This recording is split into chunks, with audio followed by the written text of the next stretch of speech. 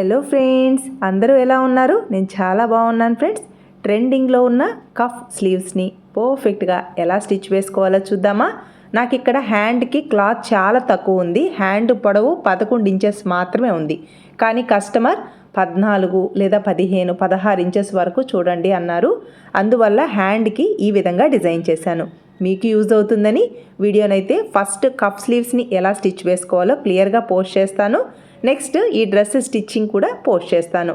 ఇక్కడ నాకు హ్యాండ్ పొడవు 11 ఇంచెస్ మాత్రమే ఉంది. నేను 4.5 ఇంచెస్కి ఇంకొక క్లాత్ని అయితే యాడ్ చేశాను. అంటే 5 ఇంచెస్ క్లాత్ తీసుకొని ఖర్చు ½ ఇంచ్ పోతుంది కదా, నాకైతే 4.5 ఇంచెస్కి ఇంకొక క్లాత్ అయితే యాడ్ చేసుకున్నాను. ఇప్పుడు నాకు ఇంచుమించుగా 14 ఇంచెస్ హ్యాండ్ పొడవు వచ్చింది. పై వైపున కఫ్ అంటే పై వైపున బటన్ షేప్లో ఉంది కదా, ఆ డిజైన్ రావడం కోసం పేపర్ క్యాన్వాస్ పొడవు 6 ఇంచెస్, వెడల్పు 3 ఇంచెస్ ఉండేలా తీసుకున్నాను. కరెక్ట్గా ఇలా మధ్యలోకి ఫోల్డ్ చేసుకోవాలి. క్రింది వైపు నుంచి 1 లేదా 1/3 ఇంచ్కి ఒక లైన్ని డ్రా చేసుకోవాలి. నేనైతే 1/3 ఇంచ్కి ఒక లైన్ని డ్రా చేశాను.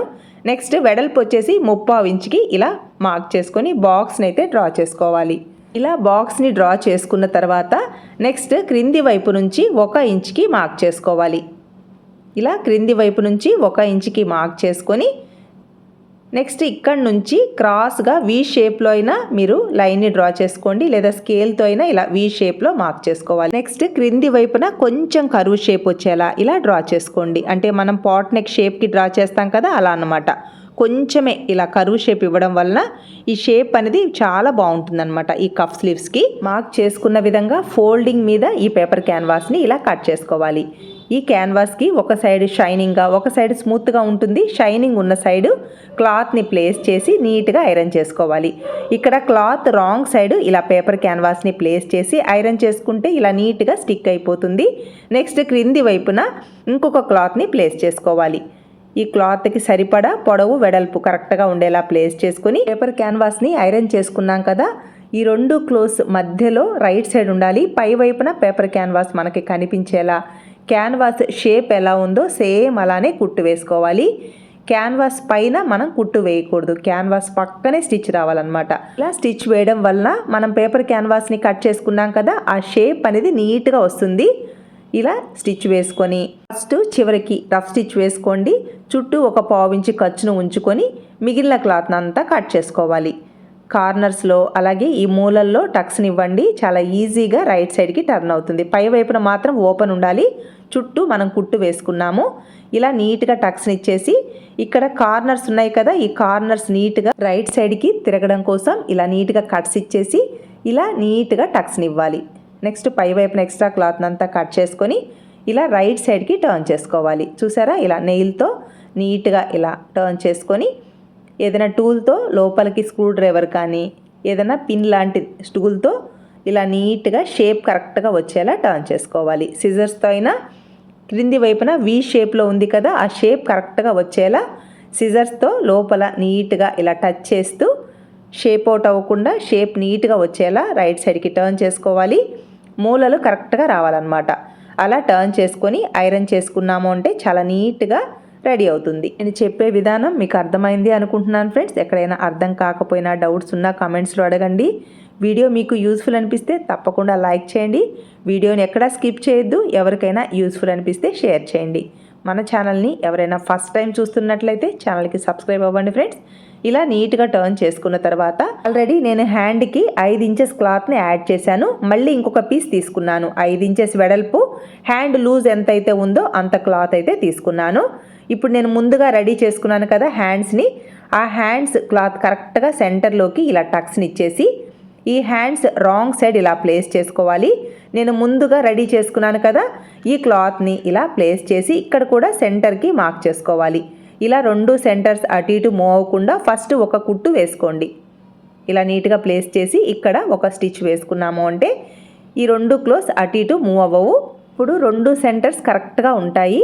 నెక్స్ట్ నేను 5 ఇంచెస్ స్ట్రైట్ పీస్ తీసుకున్నాను కదా, ఆ క్లాత్ని కరెక్ట్గా ఈ పైన ప్లేస్ చేసుకోవాలి. ఇక్కడ కూడా ఈ క్లాత్ రాంగ్ సైడ్ మన వైపుకు రావాలి. క్రింది వైపున క్లాత్ రాంగ్ సైడ్, అలాగే పై వైపున క్లాత్ కూడా రాంగ్ సైడ్ మన వైపుకు వచ్చేలా ప్లేస్ చేసుకొని క్రింది వైపున ½ ఇంచ్ ఖర్చును తీసుకుంటూ ఇలా స్ట్రైట్గా కుట్టు వేసుకోండి.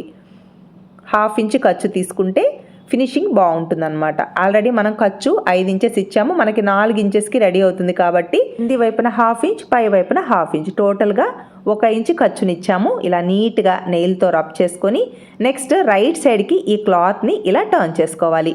ఇక్కడ నాకు క్లాత్ సరిపోలేదు కాబట్టి ఇక్కడ జాయింట్ వేసుకున్నాను. మీకు క్లాత్ సఫిషియెంట్గా ఉందనుకోండి 14 లేదా 15 ఇంచెస్ హ్యాండ్కి కట్ చేసుకొని ఇలా రెడీ చేసుకోండి, చాలా బాగుంటుంది. నాకు క్లాత్ సరిపోలేదు కాబట్టి ఫస్ట్ జాయింట్ వేసుకున్నాను. జాయింట్ వేసుకున్న తర్వాత ఇంకొక పీస్ని ఇలా జాయింట్ పైకి అసలు జాయింట్ లేనట్టుగా కవర్ చేయడం కోసం ఇలా రెడీ చేస్తున్నాను. క్లాత్ తక్కువగా ఉంది, హ్యాండ్ పొడవు వస్తుంది, మోడల్ హ్యాండ్ రెడీ అవుతుంది. ఓకేనా. నెక్స్ట్ ఇలా రైట్ సైడ్కి టర్న్ చేసుకోవాలి. క్రింది వైపున ఫస్ట్ ఒక స్టిచ్ వేసుకున్నాను, అంటే ఖర్చు క్లాత్ని పై వైపుకి టర్న్ చేసుకొని ఒక స్టిచ్ వేసుకున్న తర్వాత నీట్గా ఇలా నెయిల్తో రబ్ చేసుకోవాలి. ఇలా రబ్ చేసుకున్న తర్వాత ఇక్కడ పై వైపున ఒక కుట్టు వేసుకోవాలి. అలాగే పై వైపున కూడా క్లాత్ని చిన్న ఫోల్డింగ్ ఇచ్చేసి స్టిచ్ అయితే వేసుకోవాలి. ఇలా ఫోల్డ్ చేయడం కోసం క్లాత్ని ఇలా టర్న్ చేసుకొని కరెక్ట్గా ఒక 1/2 ఇంచ్కి క్లాత్ని ఇలా నీట్గా నెయిల్తో రబ్ చేసుకోండి. ఇప్పుడు ఈ క్లాత్ అటు ఇటు మూవ్ అవ్వకుండా పిన్స్ని సెట్ చేసుకున్నారనుకోండి, క్లాత్ అటు ఇటు జరగదు, చాలా ఈజీగా కుట్టు వేసుకోవచ్చు. ఇక్కడ ఒక 3 పిన్స్ అయితే సెట్ చేసుకోండి. ఇలా పిన్స్ని సెట్ చేసుకొని పై వైపున ఫస్ట్ నుంచి చివరి వరకు ఒక కుట్టు వేసుకోండి. పై వైపున అలాగే క్రింది వైపున 2 సైడ్స్ పై వైపున కుట్టు వేసుకున్నాము అంటే ఫినిషింగ్ చాలా బాగుంటుంది. ఇలా మనకి హ్యాండ్స్కి క్లాత్ తక్కువ ఉన్నప్పుడు ఇలా ట్రై చేయండి. అసలు నేను క్రింది వైపున జాయింట్ వేసుకున్నదే తెలియదు అనమాట. క్లాత్ సఫిషియెంట్గా ఉన్నా కూడా ఇలా రెడీ చేసుకోండి, చాలా బాగుంటాయి స్లీవ్స్ అయితే. ఇలా పై వైపున క్రింది వైపున ఈ స్టిచ్ పైననే కుట్టు వేసుకోండి. ఇలా కుట్టు వేసుకున్న తర్వాత క్రింది వైపున మనం హ్యాంగర్ లాగా రెడీ చేసాం కదా, ఆ క్లాత్ని ఇలా టర్న్ చేసుకొని ఒక బటన్ని ప్లేస్ చేసుకోండి. లుక్ అయితే చాలా బాగుంటుంది. ఈ క్లాత్ని కూడా పై వైపుకి ఇలా టర్న్ చేసుకొని పై వైపున ఒక కుట్టు వేసుకోవాలి. ఇలా నీట్గా ఫస్ట్ నుంచి చివరి వరకు ఇలా పై వైపున కుట్టు వేసుకున్నాము అంటే ఈ క్లాత్ అనేది అటు ఇటు మూవ్ అవ్వకుండా నీట్గా ఉంటుందన్నమాట. నెక్స్ట్ పై వైపున ఒక బటన్ని ప్లేస్ చేసాము అంటే లుక్ అయితే చాలా బాగుంటుంది ఫ్రెండ్స్. ఇలా క్రింది వైపున పై వైపున స్ట్రైట్గా స్టిచ్ వేసుకోండి. నెక్స్ట్ ఈ హ్యాంగర్కి పై వైపున ఒక బటన్ని ప్లేస్ చేసుకున్నాము అంటే చూసారా ఎంత బ్యూటిఫుల్గా సింపుల్గా రెడీ అయ్యాయో. మీకు క్లాత్ తక్కువగా ఉన్నా ఇలా రెడీ చేసుకోండి, లేదు మీకు హ్యాండ్ పొడవు కరెక్ట్గా ఉన్నా ఇలా సింపుల్గా హ్యాండ్స్ని డిజైన్ చేసుకోండి, చాలా బాగుంటుంది లుక్ అయితే. ఇలా మీ డ్రెస్సెస్కి డిజైన్ చేసుకొని ఎలా వచ్చిందో మీ ఫీడ్బ్యాక్ నాతో షేర్ చేసుకుంటారు కదా ఫ్రెండ్స్. మీ కామెంట్స్ కోసం ఎదురు చూస్తూ ఉంటాను. ఇలా నీట్గా 1-2 నాట్స్ అయితే నార్మల్ నీడిల్తో స్టిచ్ వేసుకోండి. చూసారా ఇలా స్టిచ్ వేసుకున్న తర్వాత లుక్ అయితే ఇలా ఉంది ఫ్రెండ్స్. ఇలా నేను 2 హ్యాండ్స్కి కఫ్ స్లీవ్స్ని అయితే డిజైన్ చేశాను.